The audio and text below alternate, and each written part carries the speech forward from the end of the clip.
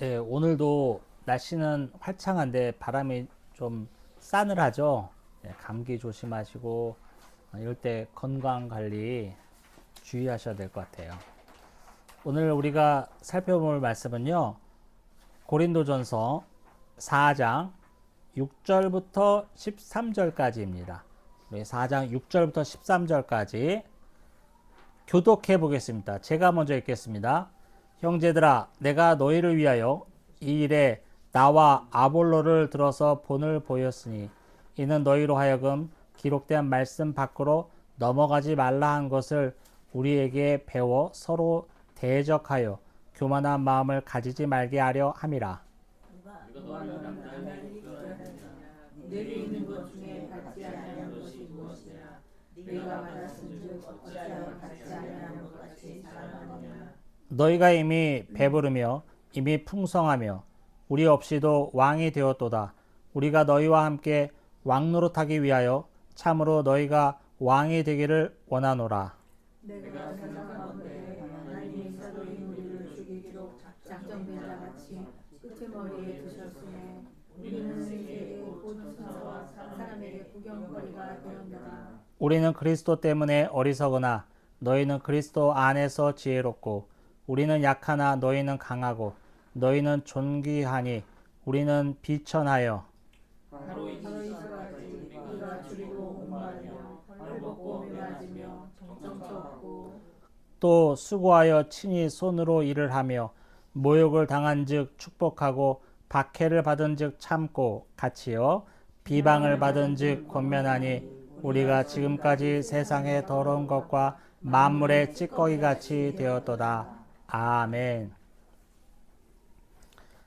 네, 오늘 본문은 사도 바울이 그동안 앞에서 언급했던 거 고린도 교회의 당파, 분쟁의 원인을 드는데 뭘 드냐면 성도 간의 자랑 때문에 그렇다라고 했어요. 성도 간의 자랑. 오늘날 우리 교회에도 시사하는 바가 큽니다. 9절을 보니까요. 7절. 누가 너희를 남달리 구별하였느냐? 네게 있는 것 중에 받지 아니한 것이 무엇이냐? 네가 받았은즉 어찌 받지 아니한 것 같이 자랑하느냐? 여러분, 우리가 가지고 있는 거, 우리가 누리고 있는 거는 다 하나님이 주셨다라고 보는 게 우리 개혁주의적인 입장이에요. 그래서 뭐 우리가 크게 가진 것도 없고 크게 어떻게 누리고 있는 것도 아니지만 현재 우리가 갖고 있고 누리고 있는 모든 것은 하나님으로부터 온 것입니다. 여러분 믿으십니까? 그래요. 내 속으로 낳은 자식마저도 내가 정말 금이야 오기야 나 먹을 거 못 먹고 입을 거 못 입으면서 키운 자식이라 할지라도 그게 하나님으로부터 온 것임을 고백하며 사는 것이 우리 성도들의 삶이에요. 그런데 고린도 교회의 문제는 뭐냐면 우리가 갖고 있는 것을 내가 노력해서 얻은 것처럼 내가 추구해서 얻은 것처럼 자랑한다는 거예요. 이 자랑의 문제가 얼마나 성도들 간에 큰 나눔을 일으키는지 모릅니다. 오늘날 우리 한국교회도 마찬가지죠.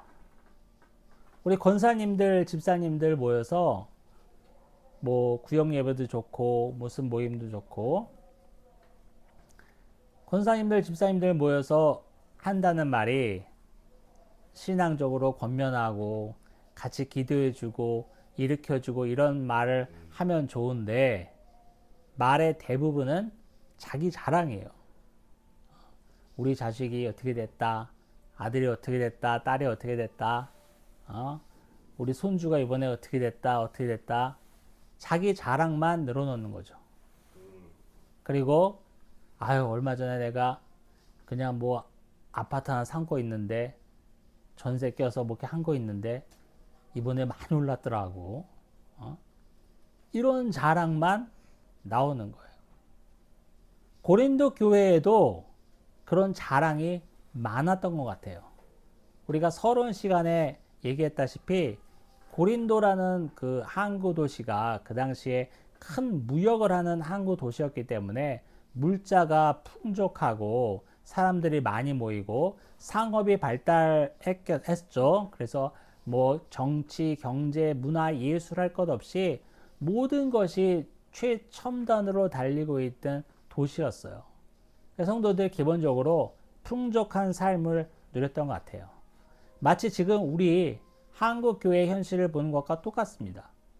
우리 다 물론 어려운 분도 있고 힘든 분도 있지만 예전에 비하면 뭐 못 먹는 사람, 못 입는 사람 없고 그렇지 않습니까?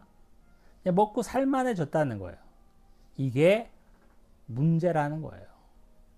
먹고 살만해졌으면 좋은데 이제 그 입에서 나온다는 게 자랑밖에 없는 거예요.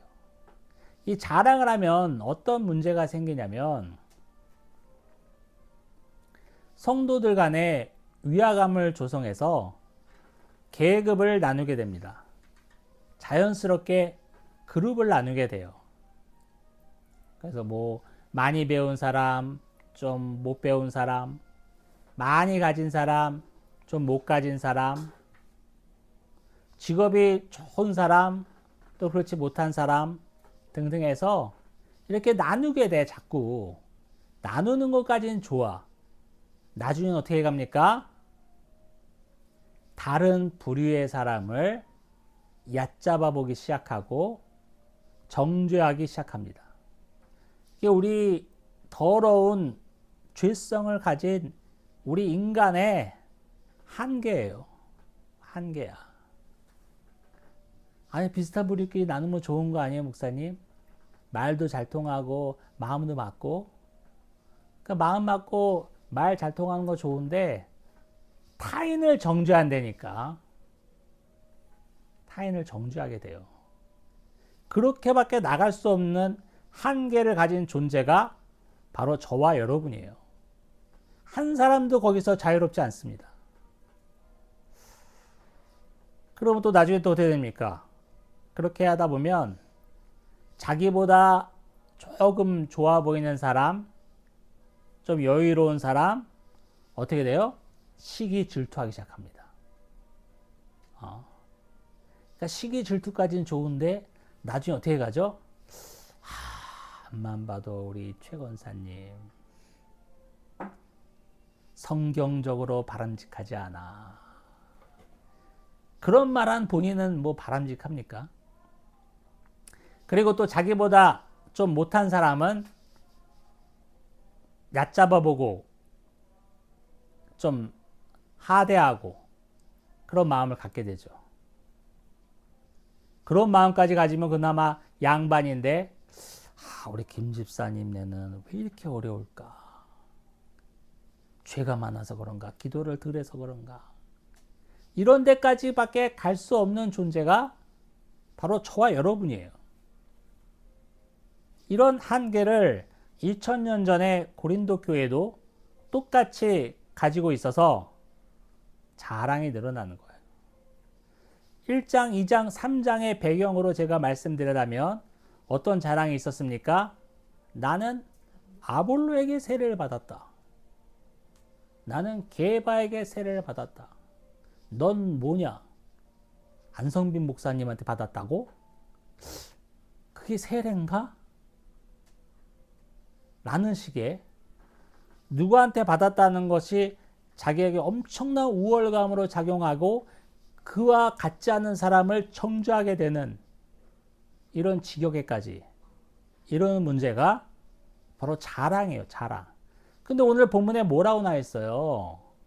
왜 너희가 스스로 노력해서 얻은 것처럼 자랑하냐 이거예요. 하나님이 다 주셨는데. 그렇게 자랑하는 자식들, 그렇게 자랑하는 물질, 그렇게 자랑하는 집안의 형통을 누가 줬냐는 거예요. 하나님이 주셨는데 왜 네가 얻은 것처럼 100%네 것처럼 자랑하냐 이거예요. 앞장의 내용을 빗대서 말하면 니들이 그렇게 좋아하고 따르는, 그래서 팝을까지 만들게 된 게바와 아볼로와 바울을 누가 세웠니? 하나님이 세운 사람 아니냐? 앞에 본문에 나왔죠? 하나님의 사역자, 소모품에 지나지 않는다는 얘기하면서 왜 니들이 아볼로를 세우고 게바를 세운 것처럼 자랑하냐 이거예요. 그런 문제가 야기됐습니다. 8절 볼게요. 8절 보니까 또 어떻게 나와요? 8절 보니까 너희가 이미 배부르며 이미 풍성하며 우리 없이도 왕이 되었도다 라는 말이 있어요. 고린도 교회 사람들은 이미 배가 불렀습니다. 부족한 것이 없어요. 다들 먹고 살 만큼 형편도 괜찮고 배울 만큼 배웠습니다. 또 자식들도 남부럽지 않게 성장해서 일가를 이루고 있어요. 아쉬울 게 없어요. 여러분, 이렇게 아쉬울 게 없다는 것은 성도들에게는 저주입니다. 이 땅 가운데 삶에 내가 아쉬움이 없어. 너무 좋아. 이거는 축복이 아니라 저주예요. 왜 그렇습니까? 성도는 하늘에 속한 자이기 때문에 그렇습니다. 우리의 그 본적이 천국이라고요. 본적이 천국인데 아직 본향집에 들어가지도 않았는데 이 땅 가운데 나그네 인생을 살고 있는데 부족함이 없고 아쉬운 게 없고 모든 게 만족스럽다면 그거는 잘못된 거예요. 뭐가 잘못됐냐면 그 사람이 본적이 천국이 아닌 거예요. 하늘의 백성이 아닌 거예요. 하늘나라 사람이 아닌 것을 입증하고 있는 겁니다. 우리 여행 다닐 때 생각해 보세요. 우리 외국 여행 다닐 때 생각해 보면 우리는 한국에서 나서 자란 수십 년째 살고 있는 한국인이잖아요. 근데 어디 미국 여행 갔다 칩시다. 여행 갔다 쳐요. 미국에 여행 가서 뭐 2주, 3주 있다고 칩시다. 2, 3주 동안 아주 편안할까요? 부족함이 없고 아쉬움이 없고 여기가 좋사오니 뭐 초막셋을 짓대 어쩌고저쩌고 떠들 만큼 그렇게 좋을 수가 있을까요? 말도 안 통하고 아는 사람도 없고 사람들이 나를 이상하게 보고 이거 어떻게 되는지, 저 사람들은 저렇게 하는데 이건 어떻게 되는지 알 수도 없고 불편하고 낯설고 뭔가 불안하고 그런 게 바로 나그네 타향살이의 삶이에요. 우리는 다시 한국으로 돌아와야, 서울로 돌아와야, 우리 집으로 돌아와야 편한 거예요. 좋은 거예요. 이제야 살겠다. 이런 마음이 드는 거예요. 마찬가지입니다. 우리가 천국의 백성이라면, 참된 성도라면 이 땅에서는 부족함이 있는 게 맞는 거예요. 이 땅에서는 뭔가 결여함을 느끼며 사는 것이 맞는 거예요. 뭔가 편치 않은 것이 맞는 겁니다. 이 땅 가운데 사는데 정말 채워지지 않은 어떤 갈증, 그 무언가가 있는 것이 축복이에요. 나 이만하면 됐어. 이런 마음이 드신다면 저와 여러분은 강하게 우리의 신앙을 의심해 봐야 됩니다. 우리가 천국의 백성이 맞는지. 만약에 이 땅 가운데 삶에 아쉬움도 없고 정말 모든 것이 만족하고 이대로 죽었으면 원이었겠다라는 마음이 드는 사람이 있다면 그게 얼마나 큰 저주냐면요. 그 사람들은 천국이 필요 없는 사람이 되기 때문에 그래요. 내가 돌아갈 천국이 필요 없는 백성이 되기 때문에 그것이 저주입니다. 아니요. 천국이 필요 없는 사람 정도가 아니라 천국을 기다리지도 않아. 또 천국이 있든 없든 난 상관없어. 이렇게까지 가기 때문에 이 땅의 삶의 모든 것이 만족스러운 사람은 축복이 아니라 저주가 되는 거예요. 우리 기독교 신앙 가운데 천국의 소망이 없다면, 부활의 소망이 없다면 헛껍데기 잡고 있는 겁니다. 공연불하고 있는 거예요, 지금. 9절을 보겠습니다. 내가 생각하건대 하나님인 사도인 우리를 죽이기로 작정된 자같이 끄트머리에 두었음에 우리는 세계 곧 천사와 사람에게 구경거리가 되었노라. 여러분, 이 말이 뭐냐면요. 바울 스스로가 얘기하는 거예요. 하나님의 사도인 우리는 앞에 언급되어 있는 게바와 아볼로와 자기 자신을 말하는 거죠.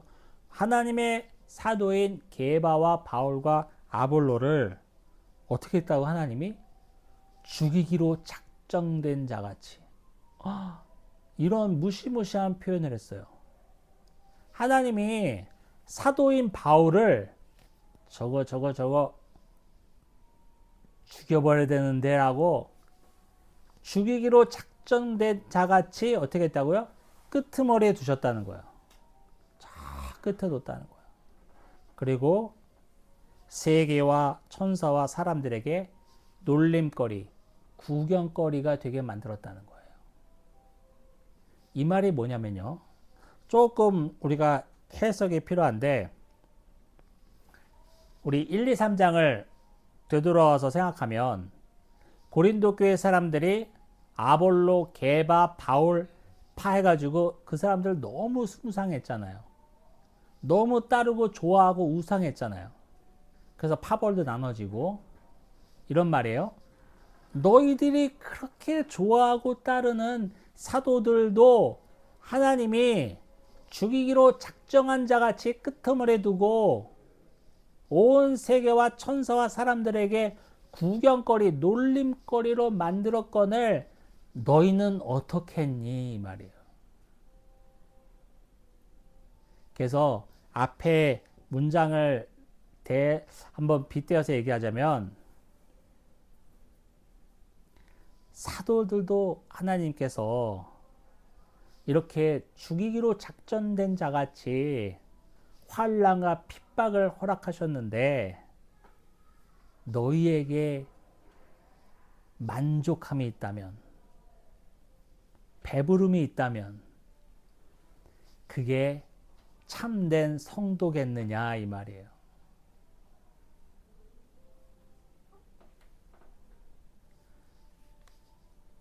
이 말씀을 준비하면서 저도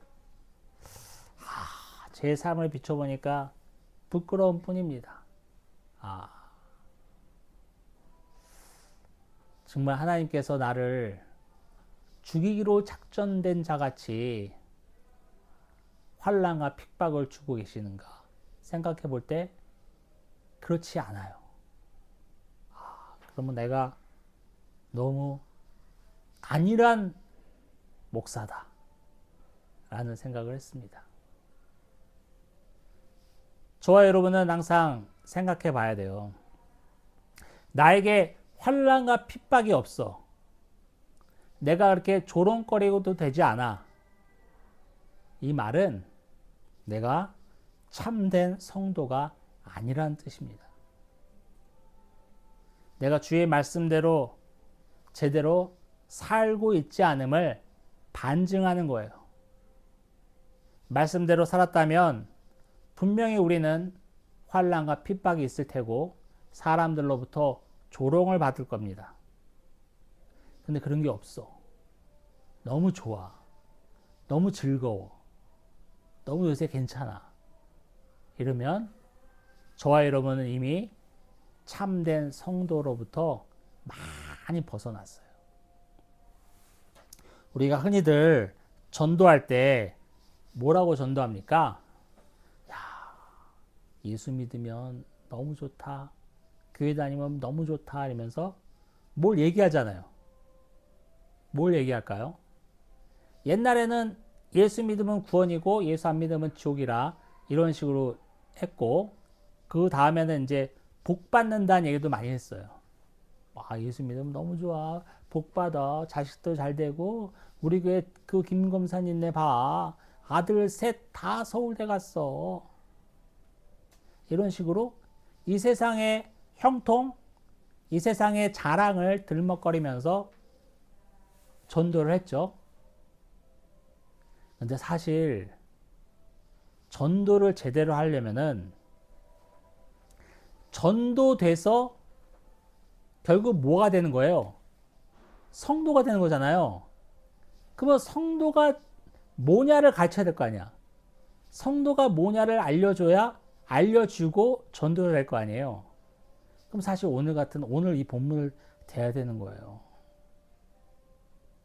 우리 교회 와서 신앙생활 하게 되면 하나님이 너를 죽이기로 작정한 자 같이 환난과 핍박을 주실 거고 끊임없는 어려움이 있을 거야. 사실 이렇게 말하고 전도하는 게 맞는데, 이렇게 말하고 전도했다가는 다 도망가고 욕 먹을 테니까 이제 별 이상한 걸 대고 그러는 거잖아요.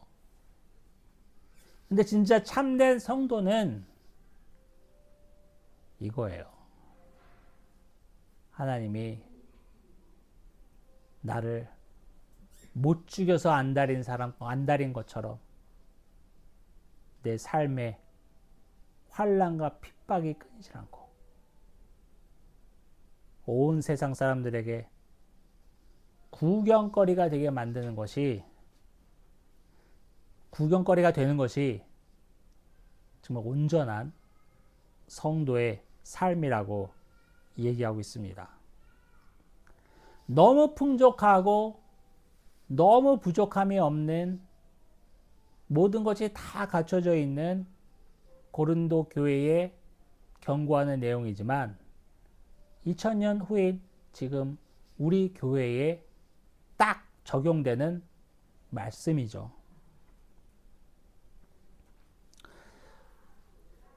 그리고 나서 이제 13절을 보니까, 아니 10절 이하는 사도로서 바울과 아볼로와 게바가 받았던 여러 그 고난을 쭉 열거하고 있어요. 그렇죠? 바로 11절이에요. 바로 이 시각까지 우리가 줄이고 목마르며 헐벗고 매맞으며 정처가 없고 정해놓고 자는 데가 없다는 소리죠. 또 수고하고 친히 손으로 일을 하며 모욕을 당한 즉 축복하고 박해를 받은 즉 참고 비방을 받은 즉 권면하니 우리가 지금까지 세상의 더러운 것과 만물의 찌꺼기 같이 되었도다.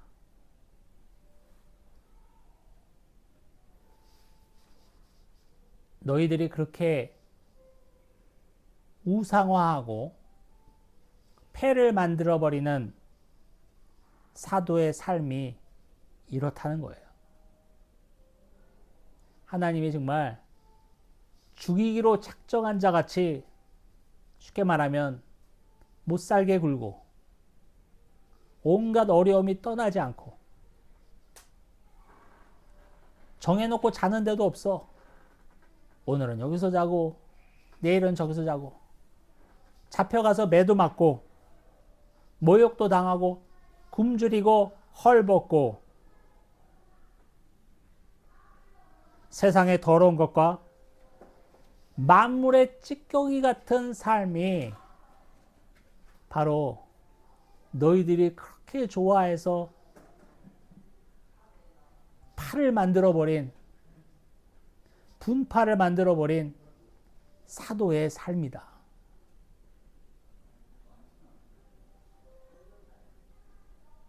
그런데 어떻게 그런 사도를 가지고 분파가 일어나고 싸움이 일어날 수 있냐 이거예요. 더 나아가서는 그리스도인이라고 하면서 성도라고 하면서 사도들의 삶이 이렇거늘 너희들의 삶은 어떠해야 되겠냐고 바울이 질책하는 내용입니다. 오늘 말씀을 통해서 한 가지 적용해 보고 싶은 게 있어요. 저와 여러분의 삶은 어떻습니까? 참된 성도의 삶이라고 말할 수 있겠습니까? 우리 바울 사도가 이런 삶을 살았는데 우리는 너무 안일하고 편안하고 좀 뭔가 군기가 바짝 빠진 삶은 아닌가요? 저와 여러분의 삶에 환난과 핍박이 없고 세상으로부터 조롱이 없다면 정말 무섭게 우리 삶을 되돌아봐야 합니다.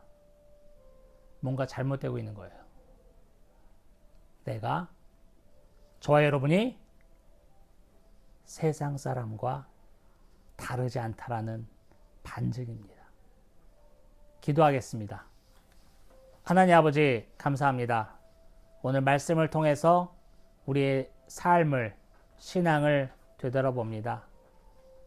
바울 사도가 이런 삶을 살았는데 우리 모두의 삶은 어떻습니까? 참된 성도의 삶을 살게 하여 주시고 세상과 다른 천국 백성으로서의 삶을 살 수 있는 은혜를 허락하여 주시옵소서. 예수님의 이름으로 기도합니다. 아멘.